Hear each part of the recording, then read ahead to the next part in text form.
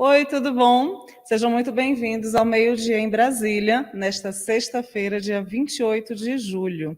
E é o seguinte, hoje a gente vai ter um programa especial, um programa voltado para a edição desta semana da Revista Cruzoé. O que acontece? A Revista Cruzoé ela traz uma entrevista exclusiva com o ex-presidente Jair Bolsonaro. E hoje eu vou conversar com Wilson Lima.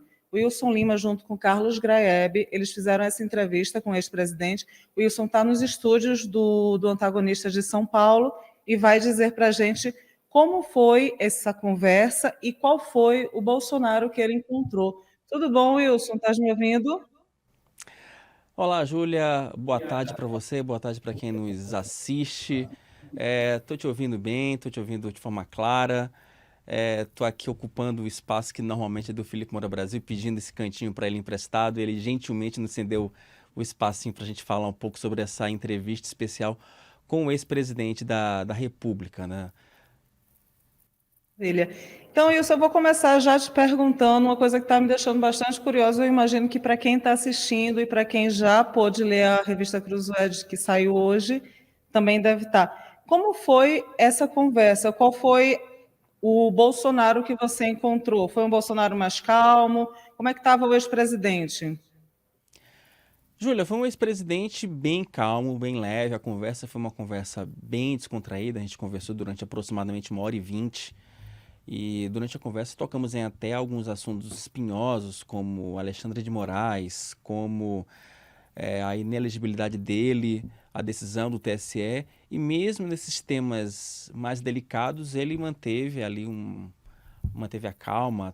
Até me surpreendeu, Júlia, porque eu imaginava, era aquele momento em que quando é jornalista e faz um questionamento desse, você pensa, nossa, agora o camarada vai levantar, vai dizer tchau, obrigado, fim de entrevista, mas não. Ele manteve uma postura ali muito calma, muito serena, e ele respondeu a muita coisa, assim, foi uma conversa bem boa, Júlia, sabe? Realmente, surpreendentemente, muito, muito boa. Bacana, você falou que ele comentou sobre Alexandre de Moraes. A gente tem até um trechinho dessa entrevista em vídeo. Bora soltar para quem está acompanhando assistir? O senhor teme o Alexandre de Moraes hoje, depois de tudo que aconteceu? Olha, só possíveis arbitrariedades. Fora isso, não tem que temer ninguém nesse país. Nem ele a nós, nem nós a ele. Isso é uma democracia. Se você passar a intimidar as outras pessoas, daí realmente você está não com uma, com dois pés, né, fora das quatro linhas. Eu lamento hoje a prisão do Cid, por outros motivos, dois outros assessores meus, bem como 250, quase 300, continuam presos ainda, e quase que toda semana eu recebo vídeo de crianças que têm os pais presos, sem motivo aparente, até porque ninguém vai dar golpe num domingo, com cadeira vazia, desarmado, e sem uma pessoa para coordenar tudo isso aí.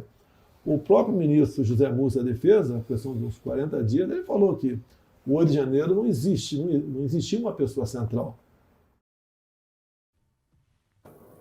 Ele citou até José Múcio nesse trechinho, não foi, Wilson? Citou o Zé Múcio jogando também a culpa para o governo federal, né? Partindo daquela premissa que tem sido a tônica, né, da base bolsonarista, tanto na Câmara quanto no Senado, de atribuir os ataques a uma certa leniência ali do governo federal. Agora, tem um detalhe, Júlia, que nessa entrevista me chama muita atenção, é mais o não simbólico, quer dizer, é o simbólico pelo não verbal, melhor dizendo. Se você for perceber, o ex-presidente da República, ele estava com essa postura aqui, né, de braços, né, cruzados o tempo todo, né? Então tem uma questão ali simbólica de que ele estava ali se contendo até em alguns questionamentos que eram um pouco mais delicados. Mas enfim, a gente fala também de 8 de janeiro, fala de... Tem uma questão em que ele fala da entrevista, Júlia, que ele até defende que ele chegou a conversar com o Trump para fazer um acordo militar com os Estados Unidos para explorar as riquezas da Amazônia. Enfim, tá um material bem, bem rico aí. Então, que ele falou sobre o meio ambiente também? Tem um trecho do meio ambiente. A gente tá com esse trecho pronto aí, Júlia?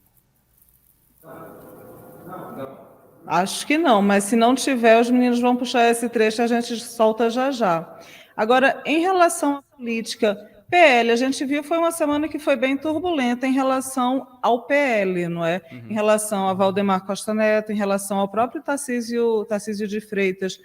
Você sentiu que aquele almoço que aconteceu, acho que, se não me engano, foi na quarta-feira, de fato... Quarta-feira, estou certa, né? Então, que bom. Exatamente. A paz foi selada? Inclusive, Júlia, desculpa te interromper, mas eu entendi a pergunta. Essa entrevista, inclusive, ela foi concedida depois do almoço que ele teve com os integrantes do PL e também com o Ricardo Nunes, prefeito de São Paulo. Bacana. E o que é que ele falou sobre o Tarcísio? Quero saber.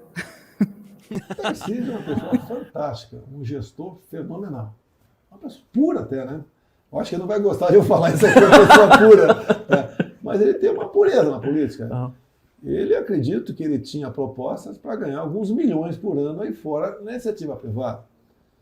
E eu convenci ele a dar sua cota de sacrifício como candidato aqui em São Paulo. Ele tinha preocupação, mas como é que eu vou chegar? Eu sou carioca, torcedor do Flamengo, não conheço São Paulo.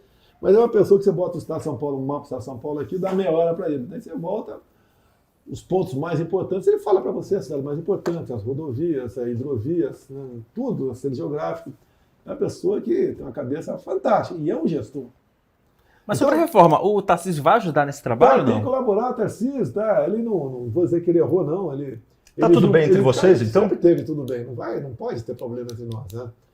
Ele, por exemplo, focou muito os interesses de São Paulo. Quando fala do Conselhão, tem 3 propostas dele. Ele falou, eu acho que você botar 3 fios até chegar em você. Para mim, eu acho que não é o suficiente ainda.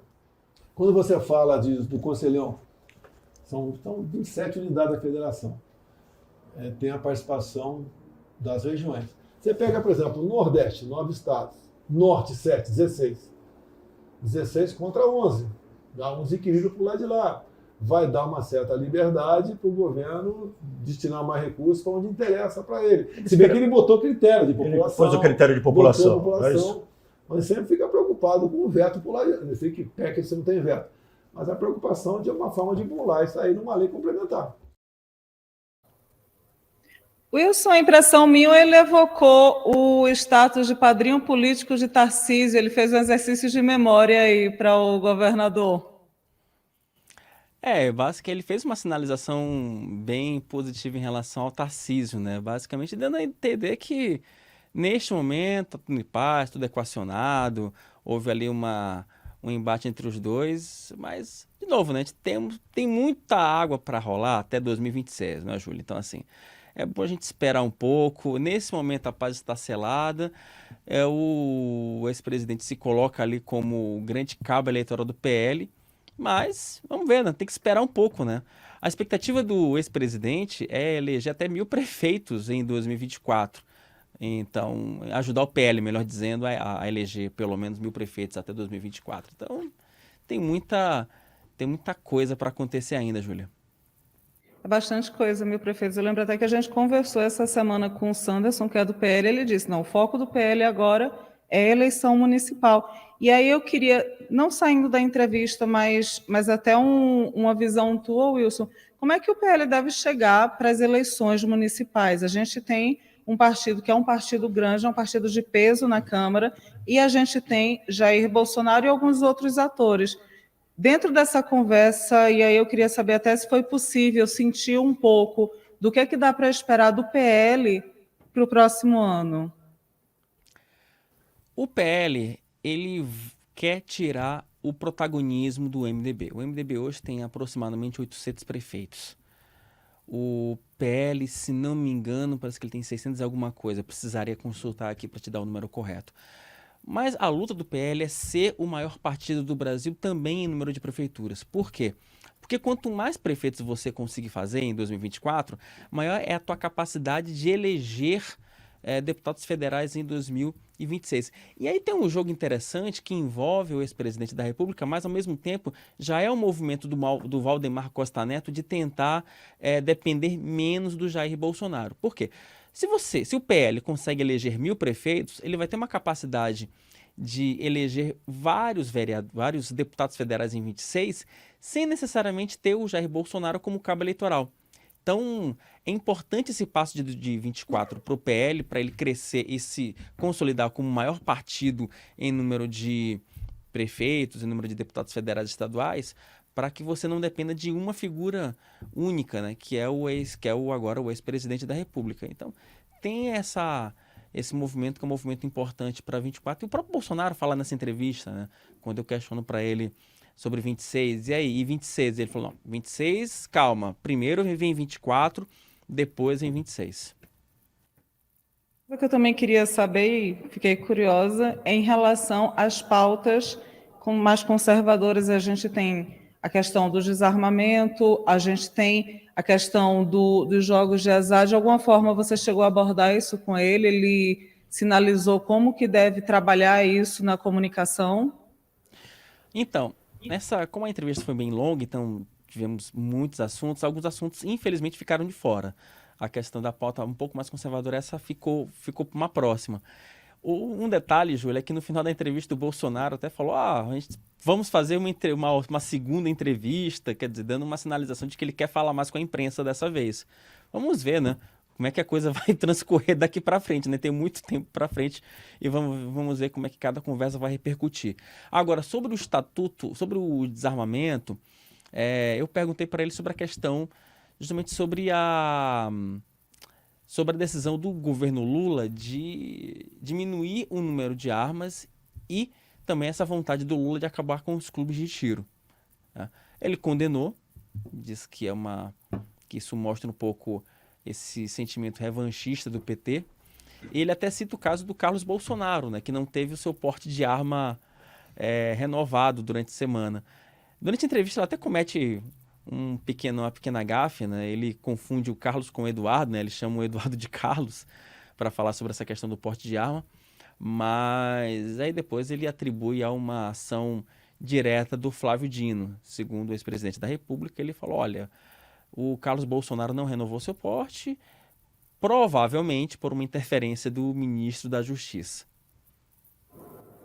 Pois, pelo jeito, então, o Bolsonaro é um Bolsonaro, essa versão Bolsonaro, ela está mais aberta a conversar e a falar, tô certa? É uma versão mais aberta, um pouco mais light, um Bolsonaro mais paz e amor, mas isso não significa que o Bolsonaro paz e amor também não tem as suas tiradas, não deu seus tiros, não tem os seus momentos de lacração, como diz a juventude. E essa entrevista tem vários recados, tá, Júlia? Também tem um recado para a CPMI de 8 de janeiro. Né? Tem um momento da entrevista em que ele fala que a CPMI quer sustentar uma narrativa e que eles querem ir atrás dele, Jair Bolsonaro, né? Dando aí um belo de um recado inédito para a cúpula da CPI, que era um assunto que ele até então não tinha falado sobre esse tema. Ok. O Wilson, então, explica agora como é que faz para ler a entrevista completa. Cruzoé, é isso? Já está nas bancas, não é? Já está nas plataformas virtuais da Então... dessa semana. Não, você está perdoada, Júlia, porque é isso, é aquela coisa da banca. Eu até estava comentando aqui com o Guilherme, que vai entrar daqui a pouco, né? Que eu estava com uma saudade de pegar um jornal numa banca, e aqui em São Paulo é uma maravilha, né? Porque cada canto tem uma banca, e onde eu moro, aí em Brasília, esse instituto da banca do jornal foi extinto. Então aqui não, eu consegui acordar, entrei numa banca de jornal, peguei um jornal, trouxe para cá, então é gostoso você, né?